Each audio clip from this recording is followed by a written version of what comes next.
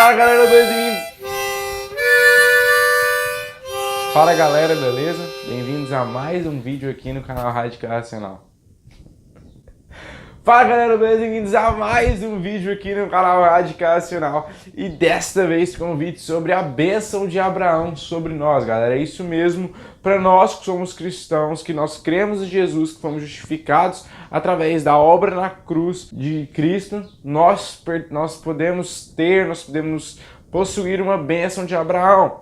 Antes de detalhar qual bênção é essa, antes de detalhar o que isso abrange, eu quero mostrar o porquê nós temos acesso a essa bênção. Em Gálatas 3, a partir do versículo 6, considerei, pois, o exemplo de Abraão. Ele creu em Deus e isso lhe foi acreditado como justiça. Estejais certos, portanto, de que os que são da fé, precisamente, é que são filhos de Abraão. Agora nós vamos entender por que Paulo diz que nós somos filhos de Abraão. Bom, quero contextualizar vocês do que acontece com Abraão e Ló, lá em Gênesis, a partir do capítulo 13, quer dizer, no capítulo 13, capítulo 14, por ali. Bom, Abraão, então, ele estava com Ló e ele chega no momento que não dá mais para eles ficarem juntos e Abraão vira para Ló e fala o seguinte: você pode ir para o sul que eu vou para o norte, você pode ir para o leste que eu vou para o oeste, toma seu rumo, filhão. E aí, então, Ló, ele olha, né, ao redor, ele olha para todos os lados e o que ele vê uma terra verde. E ele vai em direção a essa terra verde, que é a terra de Sodoma, né? E nós sabemos o que aconteceu com Sodoma depois.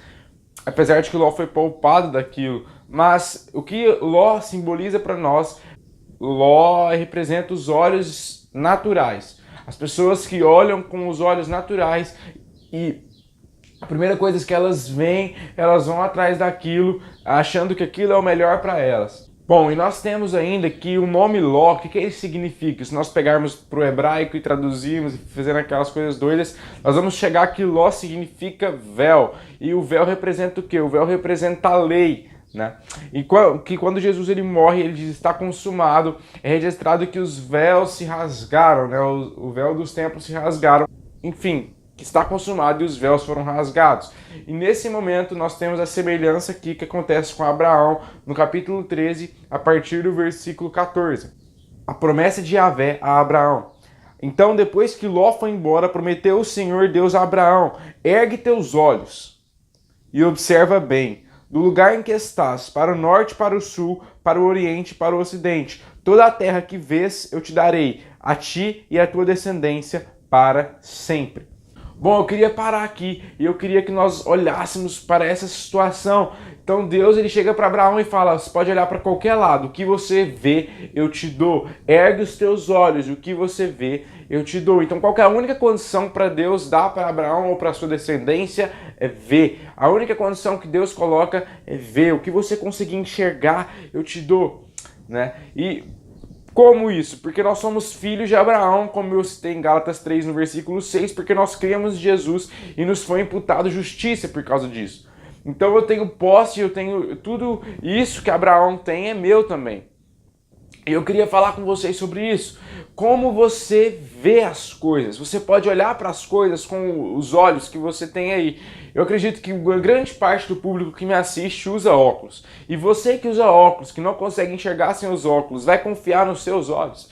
Eu que, graças a Deus, não uso óculos, mas eu também não consigo confiar nos meus olhos, porque a alguns passos de distância eu não consigo mais ler pequenas linhas, pequenas letras. Então eu não posso confiar nos meus olhos, eu não consigo ver o que está atrás do muro, eu não consigo ver quem está no outro quarto ali de casa, eu não consigo, mas eu posso olhar com os olhos da fé, eu posso enxergar com os olhos da fé. Como são esses olhos da fé? Os olhos da fé são os olhos que não creem nas circunstâncias, mas creem na palavra de Deus. Um Deus que é bom, um Deus que Jesus diz que se você pede pão, Ele dá pão e não pedra. E muitas vezes nós ficamos com medo de pedir as coisas para Deus, ou então nós pensamos assim: eu vou pedir só um pouco, porque eu não mereço tudo, eu não mereço isso tanto, não mereço tanto luxo, enfim. É claro que nós não podemos amar o dinheiro, nós não podemos amar as coisas, nosso coração sempre tem que estar focado em Deus, mas Deus ele quer que nós desfrutemos uma vida boa. A pobreza não é a vontade de Deus, a miséria não é a vontade de Deus, você não conseguir fechar o mês em contas, ficar endividado, não é a vontade de Deus. Deus ele quer que nós tenhamos vida e vida em abundância. Claro que isso aponta tanto para o espiritual como também para o natural.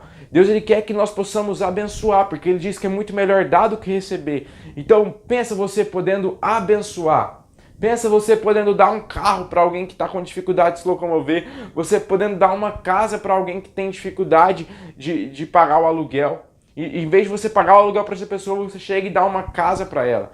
Então eu quero te falar hoje que o que você vê, você vai ter, mas veja com fé. Não olhe com os olhos naturais. Então, como você vê o seu relacionamento? Como você vê a sua célula? Como você vê a sua igreja? Então, você tem que se exercitar no seguinte propósito: de quando você olhar para esses pontos, você exagere na bondade de Deus. Sabe, olha e fala assim, cara, eu já vejo a minha célula multiplicando, eu vejo que não cabe mais gente na casa que a gente se reúne, porque tem muita gente, precisa multiplicar logo, e tem muito poder de Deus, e não sei o que fazer mais, porque tá tão louco, tá tão massa. Sabe, olha para o seu futuro e pede coisas loucas, coisas que você não merece, porque nem a salvação você merecia e Ele te deu, e esse é o preço mais alto. Eu quero te falar, eu quero que você pense comigo. Hoje, as coisas que você tem, provavelmente, se você for menor de idade ou se você for maior de idade, depende do seu salário ou depende do que os seus pais te dão, depende da condição que os seus pais têm.